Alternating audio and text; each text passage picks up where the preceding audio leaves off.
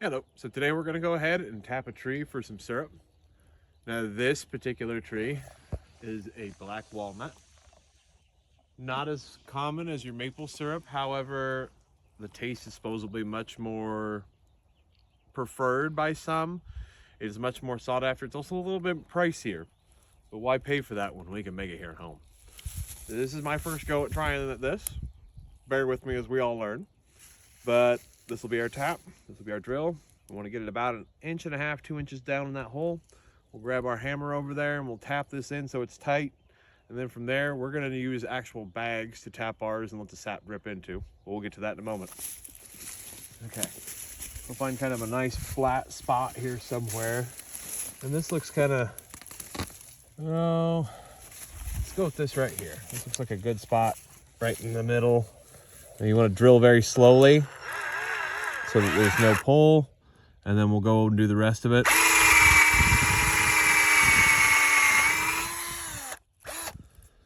Now see how that wood is white? That's a good sign. That means we drilled into where sap's going to be coming up, and that's good white wood. Otherwise it would be a dead tree if we weren't getting any of that white wood on the end of our drill. Now from here, you can see it's already starting to drip out. We'll go ahead and get our tap and hammer, and we'll be getting syrup right away.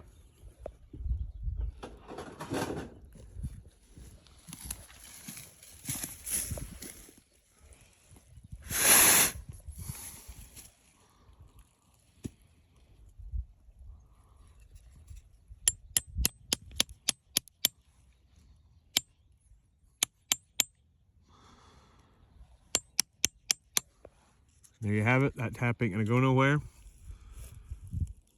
That sap's already flowing pretty good.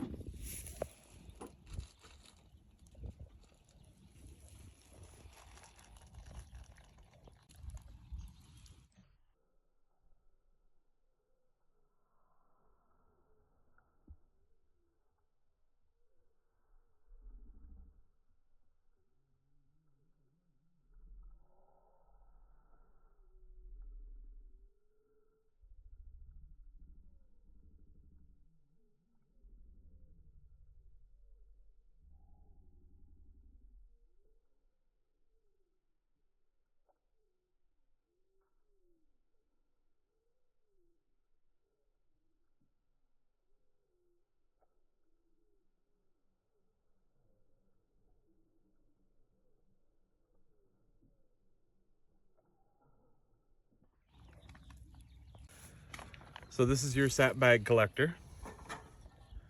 Once we put it all together, we just hook it into that hole in the bottom on our tap, and then it's ready to just start collecting, and we're dripping now. So you're gonna take the bag, you're gonna put it through here, and then you take the outer perimeter of this bag and you're gonna re-loop it back underneath it so that it's double clasped. You want to do this so that it can hold as much pressure as possible, because these things can do up to 4, 5, even 6, 7 gallons a day depending on the tree. This big tree that we just did, it'll probably do about 5 gallons a day. Once you've got this back to where your plastic is all wrapped around the bag, you'll simply just take your sap collector bag. You can slide it on in or you can click it in. I prefer the slide in. Everyone's got their preferred method. And then you just pull down on it to make sure it's actually clipped in there. And at this point, your sap will drip into this hole and go right into the bag. And it's as simple as taking the bag, going right up to our sap dropper, putting it on the hook. If I left enough hook. Okay. Yeah. This one's a maple, an actual maple. It's an older tree, so we'll see if it's of quality for what we're trying to do today. It may not be.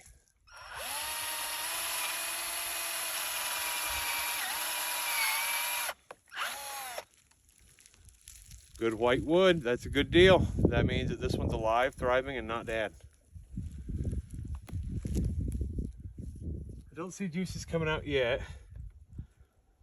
We make sure we went deep enough.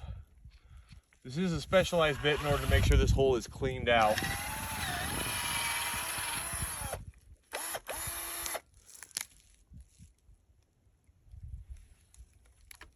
Okay, should be ready.